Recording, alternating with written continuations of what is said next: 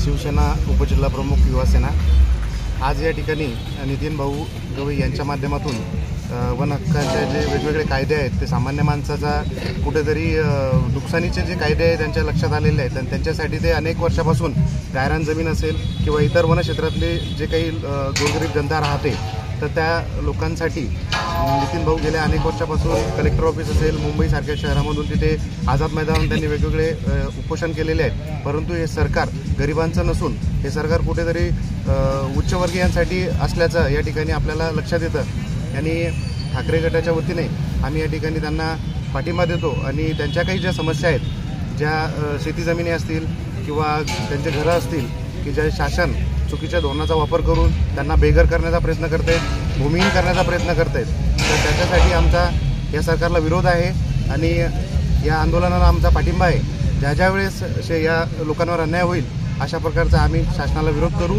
आणि शासनाला आम्ही विरोध करून या लोकांच्या पाठीमागे खंबीरपणे उभे राहू। जिल्हाधिकारी साहेब यांच्या अध्यक्षतेखाली असलेल्या जिल्हास्तरीय वन हक्क समितीकडे बऱ्याच वर्षापासून आदिवासी व इतर पारंपरिक वननिवासी यांचे वन हक्काचे दावे प्रलंबित आहेत। सर्व निकषांची पूर्तता केलेली असून सुद्धा जिल्हाधिकारी महोदय यांच्या अध्यक्षतेखाली असलेली समिती हे यांना वनपट्टे देण्यासाठी टाळाटाळ करीत आहे। त्याच्या वन हक्काचे पट्टे तात्काळ वाटप व्हावे याकरिता आम्ही समस्त वन हक्कधारक व अतिक्रमणधारक या ठिकाणी आमरण उपोषणास बसलो आहोत। सुरू असलेल्या अधिवेशनात सुद्धा जे गायरान कस्त आहेत त्या भूमिहीनांसाठी सरकारने धोरणात्मक शासन निर्णय जाहीर करून त्यांना त्यांच्या ताब्यातील जमिनी हे कायम मालकी हक्कपट्ट्याने वाटप कराव्यात ही सुद्धा आमची मागणी आहे।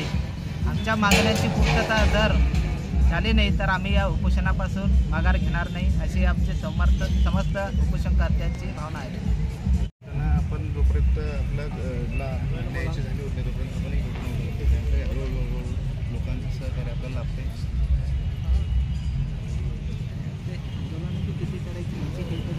यांनी ते त्यात ठेवलंच नाही। सरकारने काय केलं लोकशाहीच्या याच्यावर जो घटला आहे तो आपल्या पूर्वी कसे आंदोलन व्हायचं काहीतरी समस्या निकाली निघायच्या बोलायचं करायचं नाही त्यांना काही पडलेलं नाही ते पहिल्या काळात आणि या काळात भरपूर फरक पडला। पहिले कसं होतं शासन होतं आपण जे म्हणत होतो की नाही की समजा एखादं सरकार आहे पण ते सरकार जनतेसाठी होतं, आता हे जनतेसाठी सरकार नाही आहे।